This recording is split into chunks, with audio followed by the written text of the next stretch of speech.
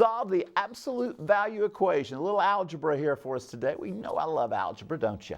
And it says 2 times, and those are bars, for absolute value of 3x minus 15, and our result should be 48. Check our solutions. We always like to check those solutions.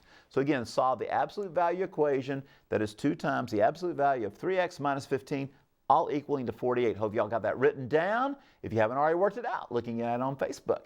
And let's see what we're going to do with this problem. All right, let's take a look at it. First of all, it is absolute value, which means, it said check your solutions. It means we're going to have more than one. All right, in this case, looks like we shall. All right, so we're going to start off the bat with just writing it down here. 2 times 3x minus 15 to equal to that 48. Now the goal is to get the bars by themselves, all right? And to do that, some people say, well, can we distribute the 2 through here? I really try not to encourage you to do that, because if you start throwing negatives in there, it can get real sketchy and such. So we're just going to divide both sides by 2. We kind of do it all the same way, so we're good shape. We probably would get by with it on this. But let's do that way that I've got you going here. And now we've got the bars isolated.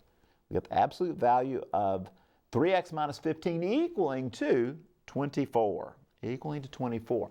Now, in that regard, what we're going to do, we're going to now set these to equal to 24 and negative 24, because see, there's 2 options.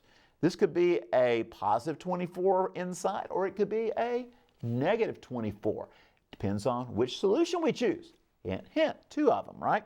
So let's check them. Let's see what's going to happen. We're going to take 3x minus 15 equal 24. We say, well, Ernie, that looks just like what we had. It is, exactly, because that is going to give us the positive side. This over here will give us the negative side. But notice one thing I did when I made that negative 24, I did not change anything inside the bars. Never change anything inside those bars. You'll be in trouble if you do, all right? Trust me on that. So let's add 15 both sides. See what we've got. We got 3x equaling to 39. That's easy. Divide 3 into 39. It will go out of there. Let's take care of that. Divide both sides by 3. I have x equaling 13. There you go. That's the first side of this deal. On the other side, let's see what happens. It's the same process. It's going to be the same process. We're going to add 15 this time to both sides, just like we did a minute ago. But we're picking up with a negative 24 instead of a positive 24. So it is going to make a good difference here. Subtle?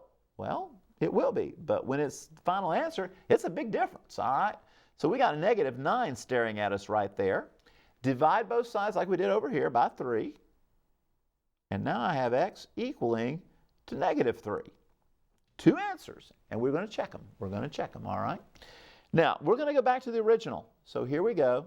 2 times the absolute value of 3x minus 15 to equal 48, all right? So first of all, let's just simply do a nice quick substitution of our 13.